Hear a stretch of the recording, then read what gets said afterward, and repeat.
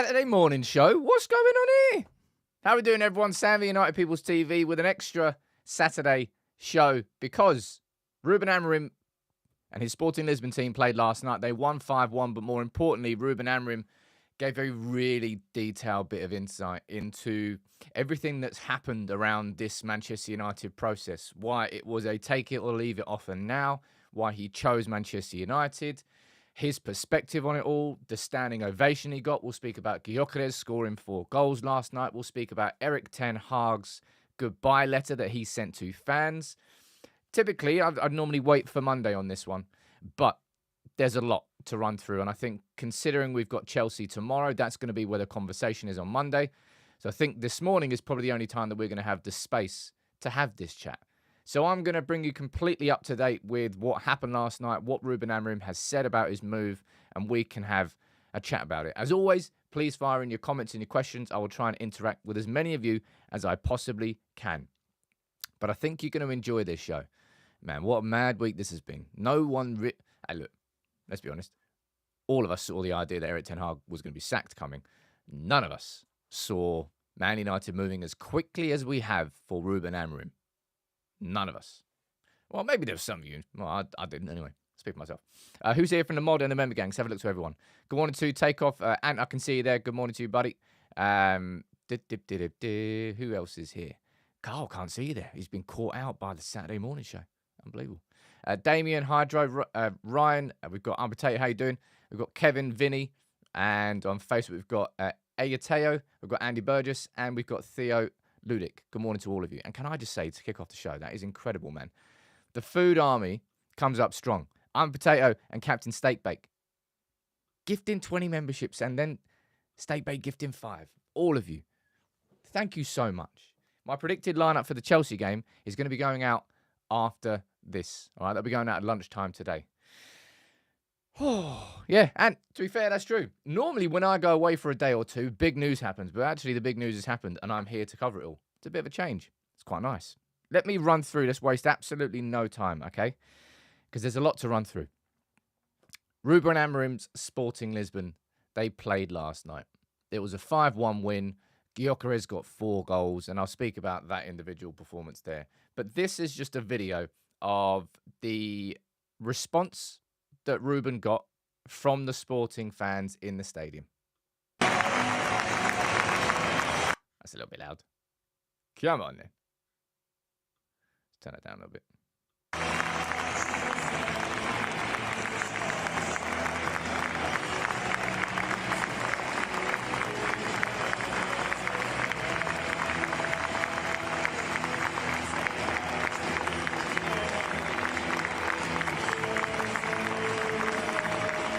Standing ovation.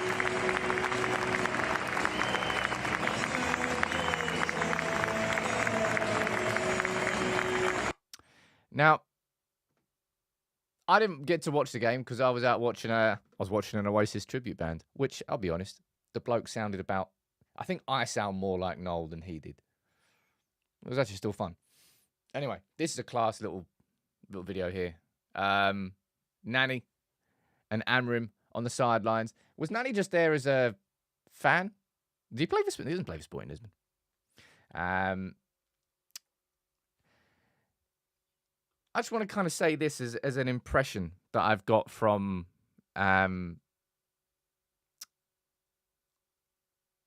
everything I've run through. There is such a level of respect between the Sporting fans and Ruben Amorim. He kind of made it abundantly clear that he didn't plan, and he didn't really want to leave Sporting mid-season. He said the plan was always to leave at the end of the season, but because of this opportunity, because it was Manchester United, and because he was told it's either now or never, things have happened. And I think that's what really came across in the response to it. You can see how much the Sporting fans love him. Of course, they hadn't won a league in 20 years. He's come there, and he's won the league twice, and they're now top of the league with 10 wins from 10 games. 32 goals scored. And then he plays for Australia. There you go. Thank you very much, Darth. I didn't know that. But yesterday was just a wow. I've seen anybody seen the goals from Gyökeres yesterday? He kicks the ball like it's offended his mum. You know, when someone just properly puts their foot through it, it looks like it could half break the back of the net off. Ugh. The second goal, ridiculous. Great finishing. Gyökeres is going to be someone that United are linked with, but Ruben Amorim has confirmed, and let's be totally honest, all right, we knew this was the case. He's not going to be going after Sporting players in January. So any conversation around Gyökeres you see in the paper, and there's going to be, despite the fact that he's already said it won't happen, there will be nonsense coming in the papers. Because I'd be amazed if, look, I suppose Amorim doesn't have the power of veto in recruitment anymore because of this new football structure that actually exists now with the head coach. So United could technically do that, but I don't know why United would.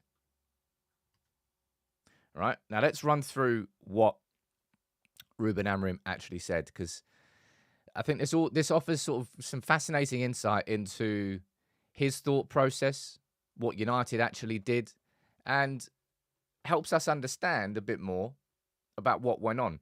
And one of the first things that Amorim said here is, look, I asked Manchester United came in. I asked Man United, can it be the end of the season? And United said no. So either you join Manchester United now or you don't, because we won't sit here without a manager. We want you. You're our first choice. You have a decision to make. And he had 3 days to make it. And he made his decision. And what I want to run through here is, this is sort of a few paragraphs where Ruben sort of explains his own thought process throughout all of this to try and get his perspective heard. And he uses this because I'm not trying to play the victim here. He just wants to explain what's gone on from his perspective, right? There you go. He said, I can't say a lot. He says quite a fair bit. This is the time for people to feel what they have to feel. At the beginning of the season, I had a talk with Hugo Viana, who is Sporting Lisbon's director of football, long before he left. I said, no matter what happens, this would be my last season at Sporting. The season started, we started very well. United appeared, and they paid above the release clause. I was told it was now or never. I have 3 days to make up my mind, a decision that will radically change my life. I've had other opportunities. The president and Viana can confirm this. This is not the first or second time I have been requested. After Sporting, I wanted Manchester United. There's a time I have to take a step forward. It was hard, but I had to do this. So a couple of things to take from there. Ruben always planned to leave Sporting at the end of the season. That was a given. He told them before the season had started. So they had their contingency plans already slightly in place. And I think it's going to be João Pereira who comes in, who's currently one of Sporting's assistant managers, who's going to be replacing him. So it's going to be an internal replacement. So it's not too much of a upheaval, although some of the coaching staff will definitely be coming with him. And that bit there saying, look, there's been other opportunities. He said, it's not the first time a club has paid my release clause. We know that Liverpool did it, and they were in conversations. I don't know whether West Ham paid it. I think partly the reason it didn't work was because of financial reasons. So I think the release clause would have been more for West Ham because they weren't like a top 6 club. And he said, no, but I wanted United. And I'm going to be speaking about that in a little bit because there's more information down in this. Because I don't want to victimize myself. The only one in no man's land was me. I didn't say it before because it had to be agreed between the clubs. There was a club that said if I rejected it now in 6 months, I wouldn't get it. And in 6 months, I knew I would leave Sporting. I didn't want to regret not making this decision. I know this was sad for Sporting fans. I go home happier because I've explained myself. People say it's about the team. There was another team that wanted me before and paid 3 times more than United did. But he's moving to United. I gave all I could to Sporting. I love this club, the people and the staff, but I had to make a decision. Should I stay or should I go? My choice was to go now because I was told it was now or never, and I had to make a choice. So United,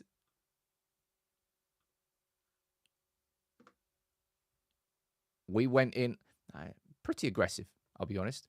I think Sam Wallace in the Telegraph reported that Omar Barada And Dan Ashworth had the meeting with Erik Ten Hag on Monday. And straight after that, Barada got on a plane and went to Lisbon to tell Sporting face-to-face, we want your manager. And at that point, they said, you have 3 days to make a decision. This is a time-sensitive offer. You either make the choice now, and we want you, you're our first choice, or you stay. And he made that choice. And someone else has said it down there, but I'm going to say this. And I'll be honest, all right? I'm going to do a video on this next week. Because no fan of any other club wants to admit it or likes to admit it. Like, we have been so crap as a football club for 10 years. Now, in that time, we've still managed to win the FA Cup twice, the League Cup twice, the Europa League. But that's not the measure of whether Manchester United is a success or not. And despite the fact that we have been the crisis club for what feels like eternity now, despite everything that's happened on the pitch, Manchester United has a romanticism to it and a pull and an allure that just can't be offered by many other clubs. And that is part of the reason why Ruben Amorim has made this decision, because what's clearly obvious from reading that, from hearing from him, is how tough this decision was for him. He really didn't want to leave Sporting mid-season. It's not even mid-season. He's only 10 games into it. But the opportunity to come to Manchester United, the fact that it was a time-sensitive opportunity, right, was a challenge that he couldn't refuse. And yeah, the fans of other clubs really, it must piss them off, I'll be totally honest.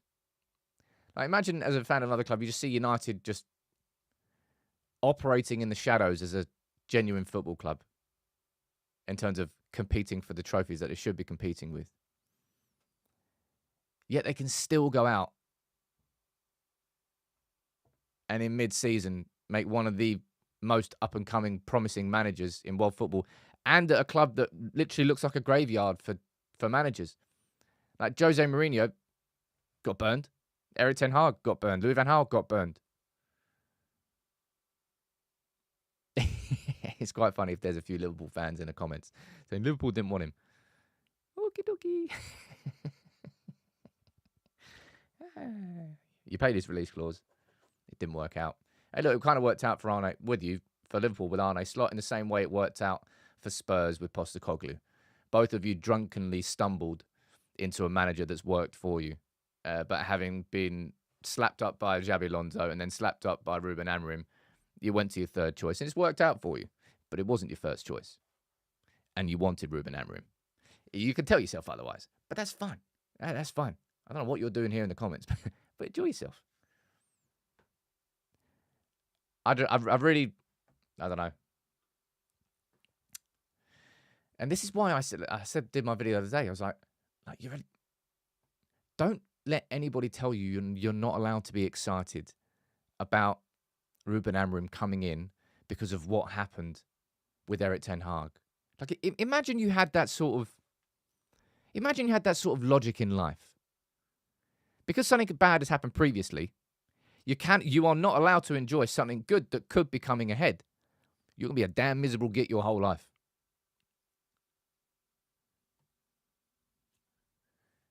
Do I have my concerns? Of course I have my concerns.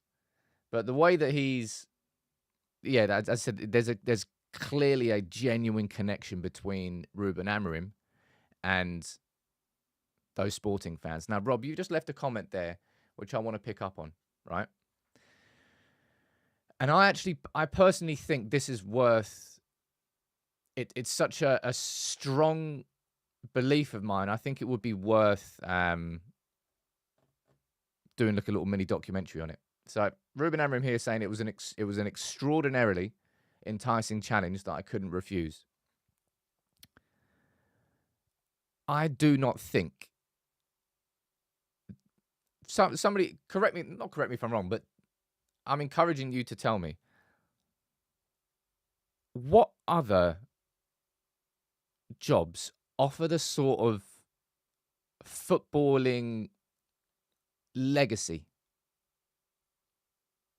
more so than being the manager and being the players that bring Manchester United back to the top of English, hopefully European and world football?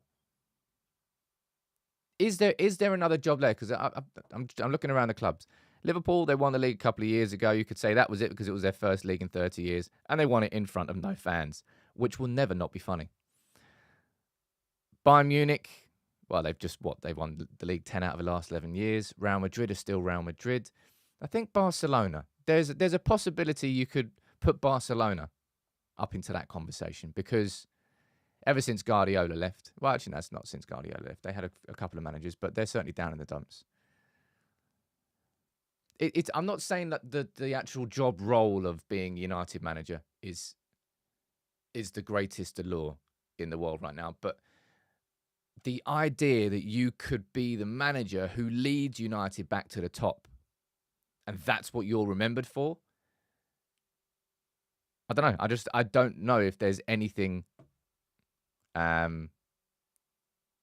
don't know if there's anything more appealing to an ambitious football manager. It's the reason that Erik Tenho came in, and it's always pissed me off because it's easy enough to say, "Oh, if I was a United player," but that should be the thing that drives United players to be the absolute best, because it will be something. Look, you see, like Gary Pallister and Dennis Irwin and anybody else who was successful and gave their all to this football club and won the titles and won trophies, they're still ambassadors for the club. They will never be shy of invitations to anything and everything in terms of events locally and around the world and working for United. It is something that you will forever be remembered for and forever sort of live off the back of. It's like a life, you know how, because footballers, I suppose managers have got a longer career, right? You got your playing and then you got your managing after. So it is life like that. I think that was weird. I'm going to stop that little analogy there because I thought it was a bit weird. It really is the most enticing challenge, and it doesn't matter how crap we have been for 10 years or how poisonous the chalice looks. It's still Manchester United. And yeah, it's that intangible, that romanticism, because of what sort of club Manchester United is and the principles which have sort of been forgotten about over these last 10 years. And if Ruben Amorim, no manager yet post-Fergie has been able to do this properly, but if Ruben Amorim can create such an environment in the club, and the players have been a big problem in this, absolutely, but also how society is now with the emergence of social media, it's very hard to keep things close-knit and tight and locked in. If he can do that and build that at Manchester United, and it's a huge if, because no manager's been able to do it so far. There's always been leaks. There's always been a mole. There's always been something that's sort of rocked the boat from inside. He's got the support network, but if he can create that sort of dressing room where it's like, genuinely, lads, if you just close the door and you follow me and you don't listen to anybody else and we go together and you create that everyone against United mentality, that's how you bring United back to the top. That's at the core of what's been missing from our football club. But it's also the hardest thing to do. And it needs buy-in from every player. It needs buy-in from the football club. And it needs total support. That's why I always refer to that sort of the Roman shield, the tortoise, where you need like 10 men in a row got their shields there and then 10 men with the shield up there, because as soon as you drop one, an arrow can come in, one person dies, the whole thing collapses. That's what a siege mentality is. Yeah, that was a bit of a random speech there. I just thought it was a classy interview from Ruben. Just the way he spoke about it, clearly from the heart. He didn't want to leave mid-season, but he was leaving at the end of the season, and he didn't want to miss out on this opportunity of joining Manchester United. He could have joined other clubs, but it was United who he wanted. Now, go down and read some comments. Halftime Orange is saying, is it weird? I kind of feel bad that he wanted to see out the season at Sporting and we said no. If you want to, Halftime Orange, if you want to talk about the concept of being ruthless, that's being ruthless. Because from a human perspective and from an emotional perspective, of course, you want to see out the season because I understand. Of course, you go and do it. No, sod that. We're here. You have a decision to make. 3 days' time. We want you. You are our number one, but you are only our number one choice for the next 3 days. Over to you. That's a powerful negotiation. What are we saying down here? First time in United's history they've had a head coach and not a manager. Yeah, I believe it is, Piers. What are we saying down here? Madrid wanting to sell Tchouameni. That's a bit random. United fans ruining... No, not just Liverpool fans' childhood. Everyone's childhood. Right, let's run through some more information that's come out from yesterday. Now, next week, probably, I'll figure out when I'm going to do it. There is a lot of research and a lot of content that I'm going to be doing covering every single aspect of Ruben Amorim. We've got the deep dive that we're working on. We've got 2 mini documentaries that we're working on. One, which I think you'll love, is going to be more of a deeper exploration of Ruben Amorim's use of the youth at Sporting. Some real examples, how he's managed and coached them, and take a look at his time at Braga. That's one of them. Second of all, it's going to be a mini documentary with a little bit more of a deeper look into his tactics. We're going to have some brand new animations, hopefully that raises the level of the content. I think you really enjoy those. So that'll come out as well. I don't think this needs a mini documentary. This is just going to be a more of an informative video. But Ruben's confirmed that he wants to take his coaching staff with him. We've been together since Casapia, which was the first club he was at before Braga. And that was in the 3rd tier of the Portuguese league. And he said it was one of the conditions. So in the same way that United went to Ruben Amorim and said, we want you. You're our first choice. You've got 3 days. Make a decision. Ruben Amorim went back and said, okay, one of my conditions, I need my coaches, which is what everybody does. Klaus has a good comment there saying, anyone look into the paper that Amorim's sports scientist published about how fixture congestion doesn't directly influence quantity of injuries? Can you send me over that paper, please? I'd like to read that. Okay. But I'm going to cover in more detail exactly who he is likely to bring over. Now, João Pereira, who is his assistant manager, is very likely to become the new Sporting manager. So you can, let me just get a little red line there.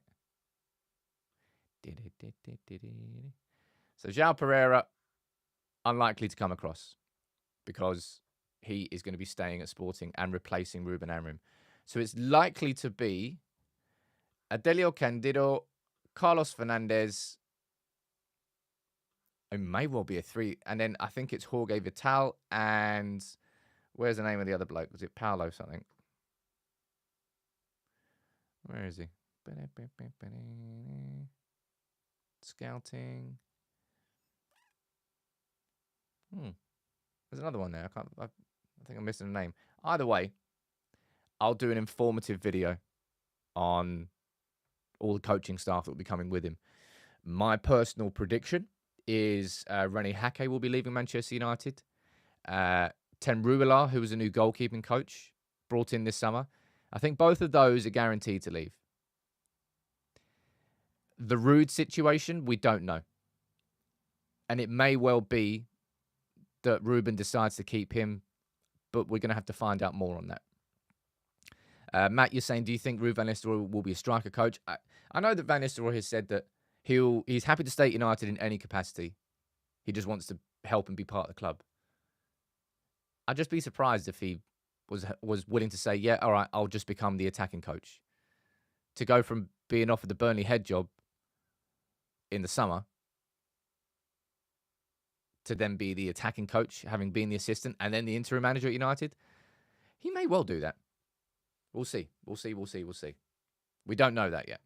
But he's bringing his staff with him. And this is just a little interesting comment here. I think you've seen the Portuguese press reporting that Gyökeres and, is it Trincao, I think it was, saying that they're unhappy with Ruben Amorim because he's leaving mid-season. He's leaving them up shit creek. And this is what he said. He goes, there was no revolt. They were sad. I felt a different atmosphere. Some of them have been with me for 5 years and I have a strong relationship with them. But until the Braga game, I'm their boss. And they know it. And last night, I don't really think you saw an unhappy Gyökeres, did you? The definition of paper speculation, that. Truth be told, all right, let's put this perspective onto a player. And say it wasn't the 2nd of November, it was the 2nd of January. And say that Ruben Amorim wanted to... Ruben Amorim wasn't coming to Manchester United. Ruben Amorim was staying as sporting manager, right?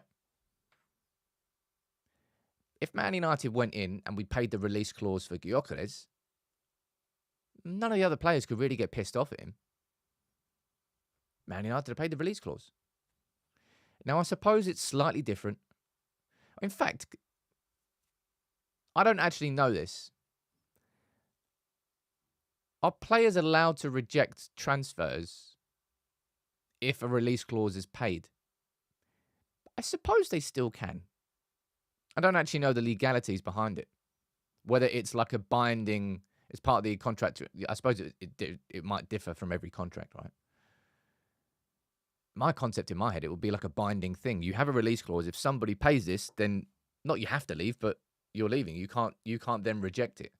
So I suppose that Amorim could have rejected it. Maybe, maybe not. But there's certainly no player revolt if you look at the game last night. 5-1, 4 goals from Gyökeres. And he will not be joining Manchester United in January, right? Let's quickly run through this. He's made it abundantly clear that he will not be taking any sporting player in January. And that's going to be coming down to the... Now, you might say, well, I don't really believe anything any manager says. You can lie and say one thing. If you look at how he's handled the press and how he's explained his decision-making process, and clearly how connected he is with a club that truly gave him his first opportunity and helped him become the manager he is today, for him to then say, I won't take any players in January, and then going and signing them, he'd be kind of tearing up a little bit of his own legacy that he built at Sporting. And Sporting fans would look at him differently, and I don't think he'll do that. And I hope there are some Liverpool fans in the comments here, because I want to say something here, which is a little bit separate, but really, really, really funny. Dortmund fans now hate Jurgen Klopp because he's joined Red Bull. Mr. Socialist, Mr. I'm a man of the people, goes and joins the exact club and institution that he stood totally against. And it is so funny. Jurgen Klopp had this... He was the media darling. Oh, he can't do any wrong. Apart from the fact that he was just like... into referees' faces. Oh, it's Jurgen Klopp. He's so nice. I'm just glad that the mask is slipping now. And I'm really enjoying it. Yeah, of course, Dan. He could well go after them in the summer, but it's not going to be a mid-season. Let me take your best player away from you. In the summer transfer windows, teams know players can be bought or sold. But he's not going to rock it. Of course, I think you're all saying it down here, sort of, you can't force people to move if they don't want to. I suppose that makes sense, right? Yeah. In terms of Gyökeres, he's already spoken about it. I'm just sorry. I just remembered that Jurgen Klopp's joined Red Bull.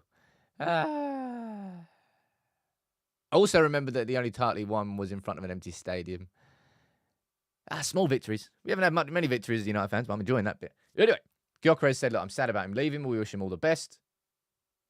Do not be surprised if United go after Gyökeres in the summer. But I've already kind of said this once. I'll say it again. If I'm being totally honest, if I'm spending 70 million, I would probably look at different positions before spending 70 million on a striker. I mean, we need a striker, sure. We absolutely need a striker. Our goals are horrendous. And who am I kidding? I'd love Gyökeres. Who wouldn't? I just wonder whether priorities are listed in terms of the squad building. We definitely need a striker. I just wonder whether a 70 million striker is the right one to spend that money if you're splitting where the money goes.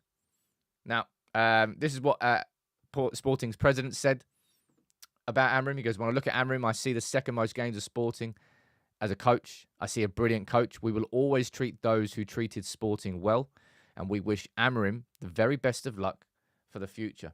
And by the way, I'm trying to get into... Tom Kunda is a Portuguese football expert, and I'm trying to get an interview sorted with him because I think he'll be able to offer some fascinating insight into Ruben Amorim. A little bit more here, sort of, he was asked about United. He goes, again, I understand the question, and forgive me, but we will have time to talk about all the issues related to United at the right time, and that right time is going to be on the 11th of November. And this here is the first message. I believe it was United.no, like the Norwegian United Supporters Club, that managed to get, I believe, the first. So congratulations to them. That's a scoop. The first comments from Ruben Amorim to United fans. And this is what he said. He said, thank you very much for your support. I will not let you down.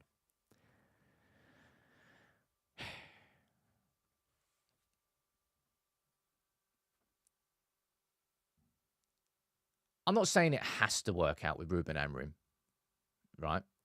And I can only speak about my own point of view as a United fan. But we have gone through a manager that Fergie recommended, an experienced man who had done it all in multiple clubs and countries, and that didn't work. And then we had Mourinho, we got in bed with the devil, and then that ultimately didn't bring the sustainable success we wanted. And then we went for a club legend, and that worked to a certain degree, but didn't bring it. Then we had Ragnick, and then we've had Erik Tenho. But now we've got this football structure. Now we've got a head coach. Now we've got everything in place that I've been wanting in place at this football club for so long.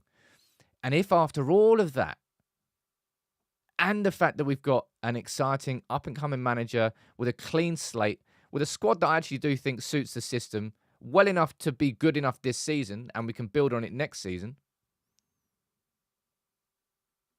and Ineos have got their choice, their first man in Amorim. It kind of feels like if it still doesn't work, despite them having their first choice, despite the structure, despite everything, I'd be like, I wouldn't know where to turn next. I really, really wouldn't.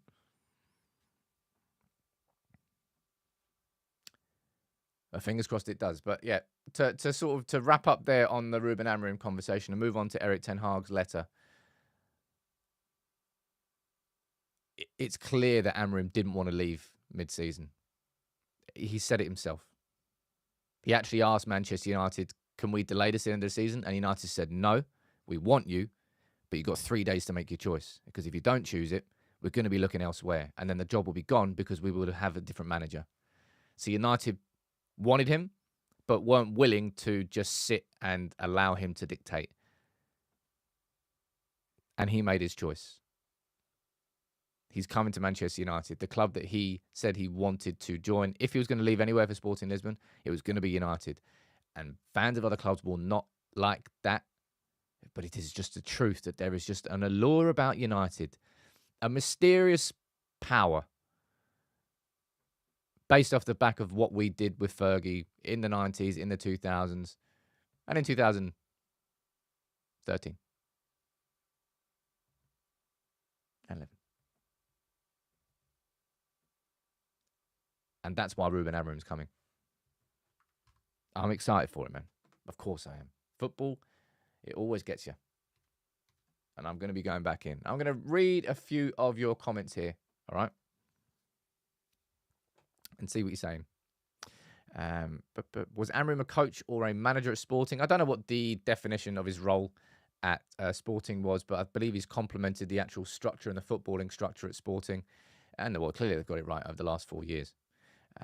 Billy saying, we're allowed to get excited. As United fans, we're not used to changing managers this much. We have Fergie for 2.5 decades. We should be excited for a fresh approach.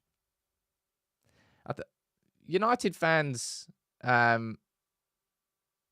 honestly, I think we do give managers a longer string, if you want to call it that, than most. We do try our hardest to be patient and to figure. And again, I can speak only from my perspective. That's why I was willing to see Erik Tenho given the chance to work in a new structure this season. And some fans didn't agree with me. And ultimately, you were correct. I don't personally think we'll ever have a Fergie again. Truth be told, I'd be amazed. I think, who's the longest standing manager in the Premier League now? Is it Arteta? Who else would be above Arteta? Off the top of my head. Must be Arteta. No, it's Guardiola. It's got to be Guardiola, of course. How long has he been there now? Fuck, how long has he been there? My point here is I don't think there'll be a manager in the Premier League ever for another 10 years. I don't think there's going to be a manager that exists at a club for like 10 years or more. Yeah, it is Pep, isn't it? Of course it's Pep. Arteta must be like second. So Pep's on 8 years. He may well just about make it to 10. But it's just not how football operates anymore. It feels like there's too many intangible. It feels like there's too many things outside of a manager's control that directly impact a manager's ability to have control in such a way that staying at a certain club for that amount of time is so much more difficult than it was before.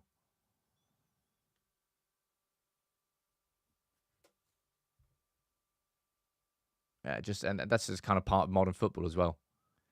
And everything feels more intense in modern football because you can't get away from it. Previously, you just close the door, don't look at the newspaper, you're fine. You can bop along and just ignore it, but you can't get away from it.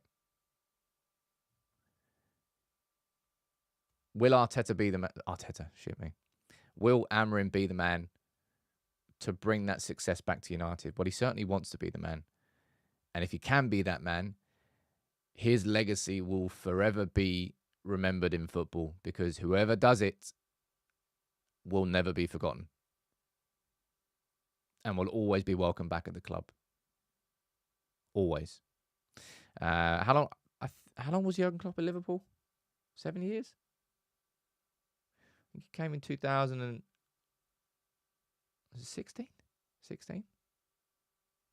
Something like that. Let me see what you're saying down here. Sam, do you think Rashford deserves to be in a team after surviving so many managers? Why are people so damn obsessed with Marcus Rashford? I think it's probably the fact that he's on that much money, first of all. And the fact that he scored 30 goals in a season before and he's not been doing it since. I just don't like the idea that anybody said, oh yeah, Marcus Rashford is the one that's constantly leaking and Marcus Rashford is the one that gets all these managers sacked and it's all Marcus Rashford's fault. It's just a really weird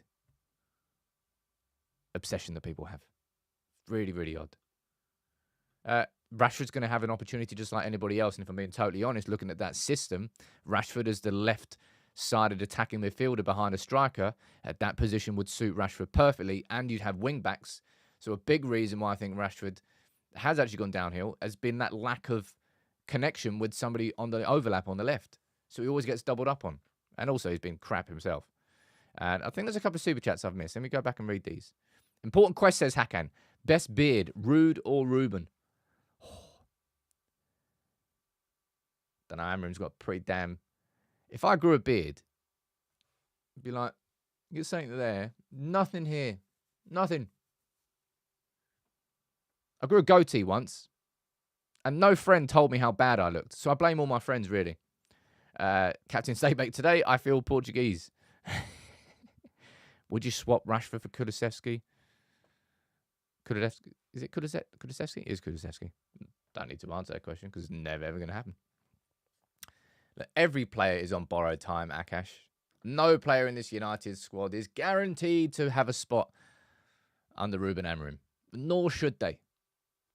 And if Rashford is poor, Rashford will not get opportunities. If Garnacho is poor, Garnacho will not get opportunities. If Haaland is poor, Haaland will not. I don't care about anything that happened previously now.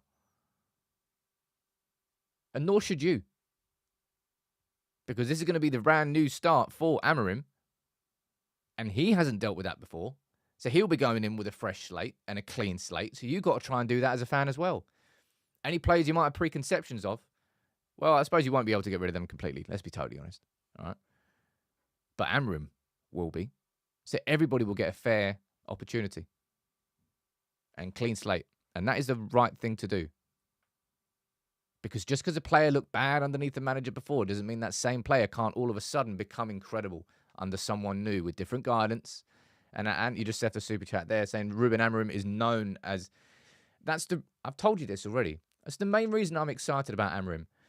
As much as I want to talk about his system, about three at the back, and I'm quite excited from a tactical perspective, I don't think I have the same energy to be as excited about Amorim's system as I had about Ten Hag's, because I was let down so badly by that Ten Hag one.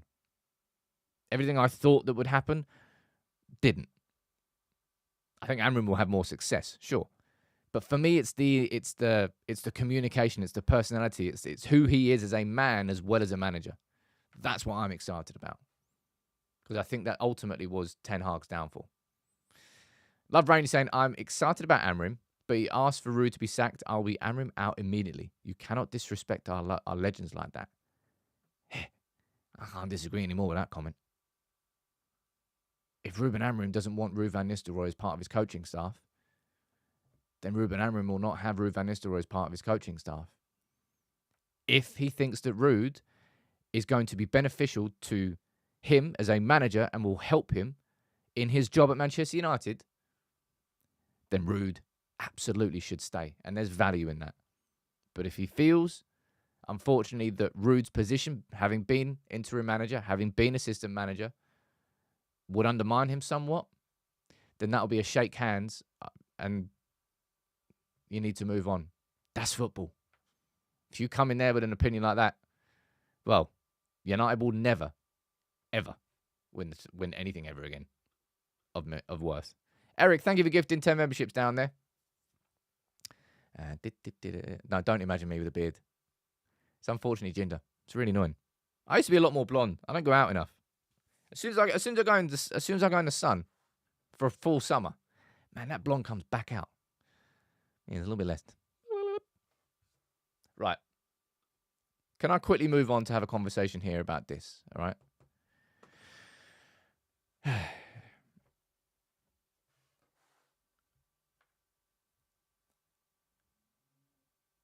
I understand that lots of people wanted Erik Ten Hag to go towards the end, right? I completely understand it. But you are a very, very weird egg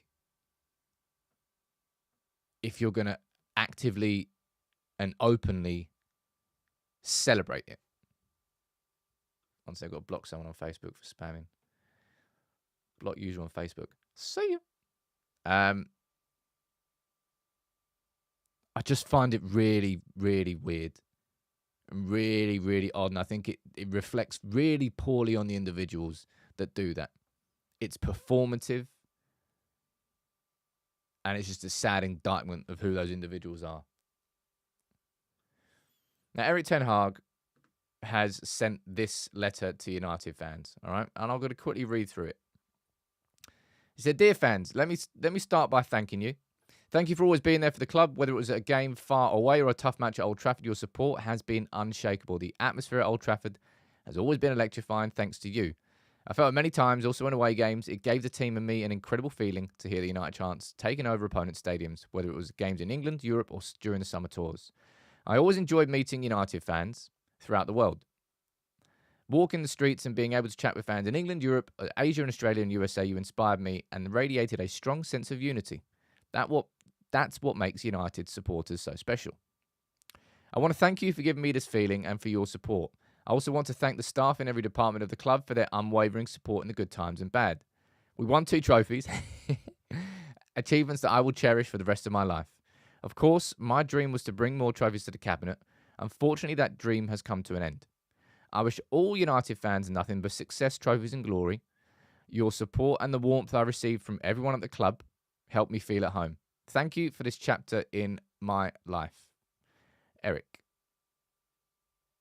Now, was it the right time for Erik Ten Hag to leave? Yes.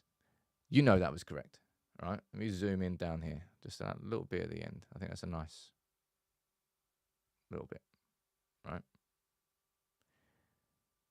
But I go back to what I said there. It's just fucking weird. Seeing people just celebrating.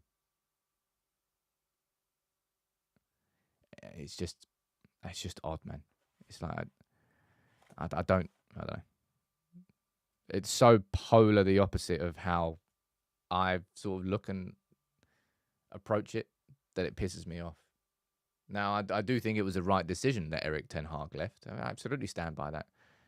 I was preparing a video of saying how I feel like the time is done, but there is a way to do it. And in my opinion, there is a way not to do it. Ali's saying Ten Hag seems like a good guy, wasn't the right man for the job. And I'll tell you what, like towards the end, like Erik was just doing, and all managers do this, by the way. They just do weird things. Like nothing is going to be weirder than Mazraoui in the number 10. Like pressure in those situations make managers do weird things. And Erik Ten Hag, whenever he reached the precipice and was peeping over the edge, managed to pull results out and use a different system and tweaked it. Yeah, Takeoff, he's saying that he lost faith in himself.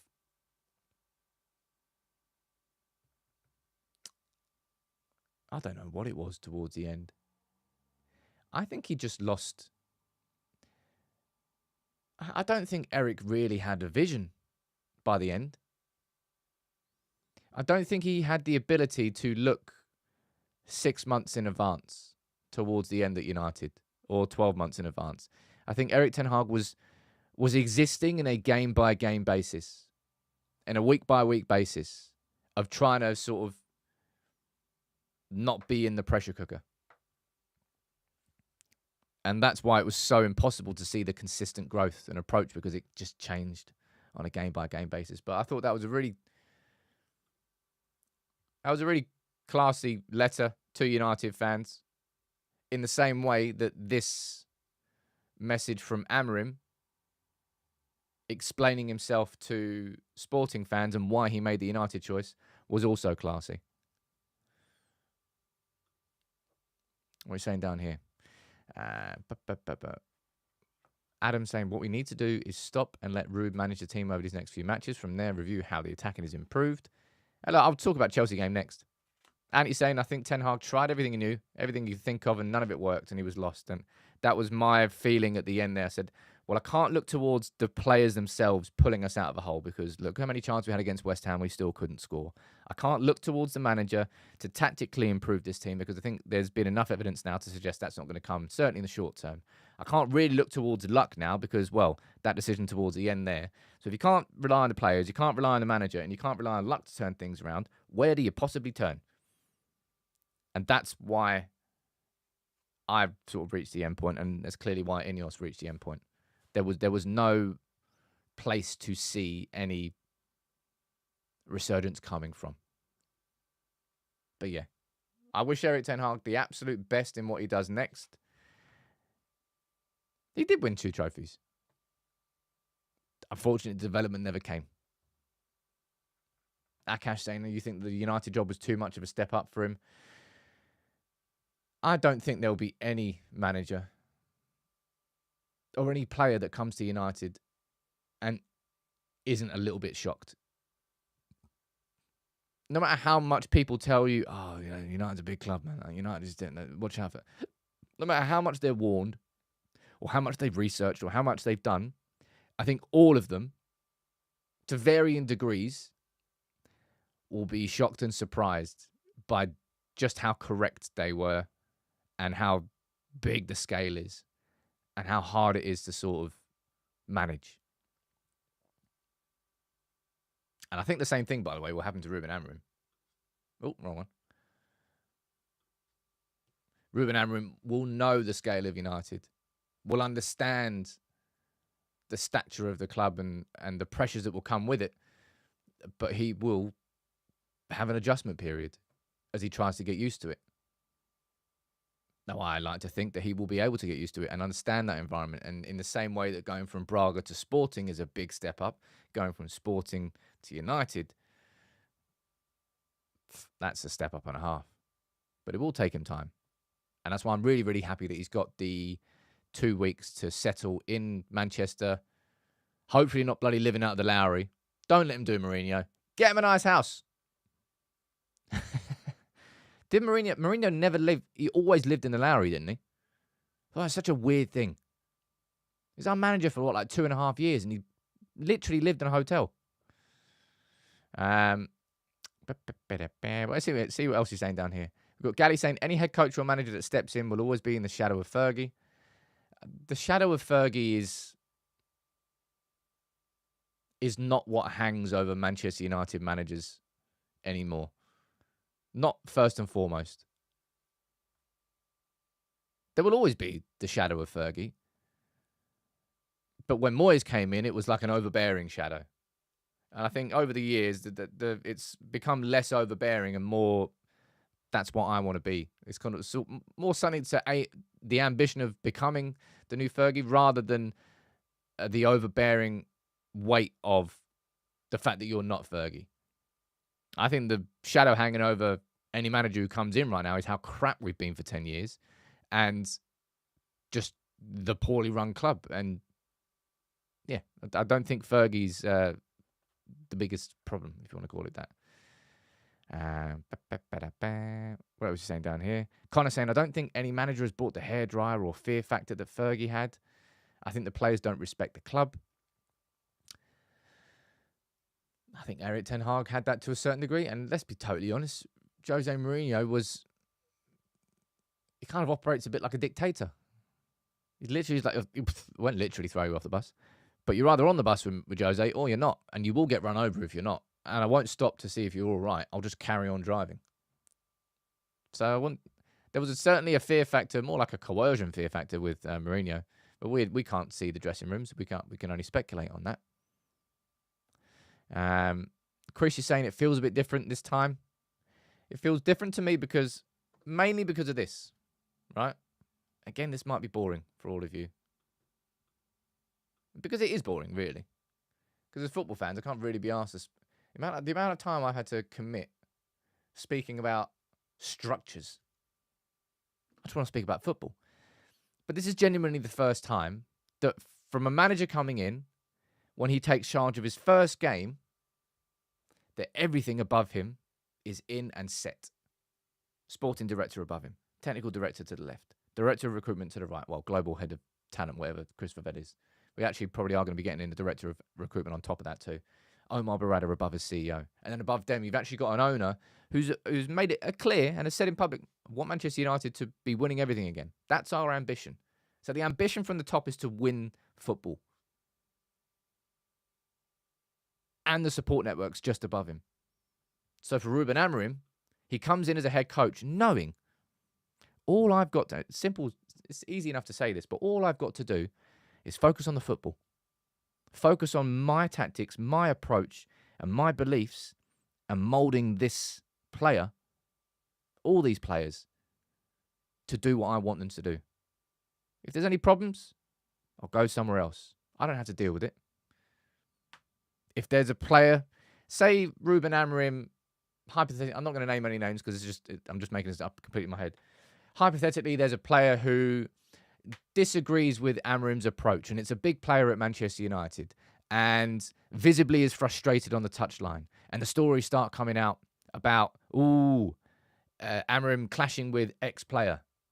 In a similar sort of way to how Ten Hag had to deal with the Ronaldo situation. Amorim won't have to deal with that situation in that sense anymore, because that player will be pulled to the side by the sporting director saying, what are you doing? And Dan Ashworth will be the bad guy. Because that's a problem. If that's what Ten Hag had to deal with all these situations before, and every manager previously has all. It's why you get good cops and bad cops. Because the bad cops can come out, deal the bad news, be the person that everyone goes, oh, I hate that bastard. He's such an asshole. And then you go back to the manager that you like, and you're like, wow, geez, okay. But you don't have to hate him. You can point your scorn towards the football structure. They can take the bullets instead of the manager. That will make a difference. Because there will be issues. It's not going to be a perfectly harmonious squad. There's going to be some players that don't work with it. And we'll have to deal with those when they come. It's not going to be sunshine and rainbows. That's what a football structure does. It's what we haven't had. I'm excited for it. I've explained why I'm excited for it. And if you can't understand that, then you probably just haven't listened to what I've said. All right? Is what it is. Erik Ten Hag, I wish him the absolute best of luck in what he does elsewhere. I'm not going to celebrate his exit, but I am going to say it was absolutely the right thing to do, because it was. And I'm also excited to see this. And also, yeah, Finn, so United play, United, the formation of United structure here. Who's in goal? Jim Ratcliffe? Yeah, Ruben Amorim. So it's 3 at the back. 3 for 8 aside. It's a bit weird. Anyway.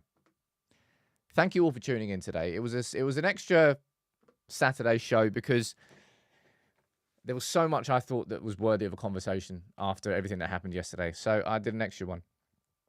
All right. Now I'm going to work on the Chelsea video. It's been a very, very busy week here on United People's TV.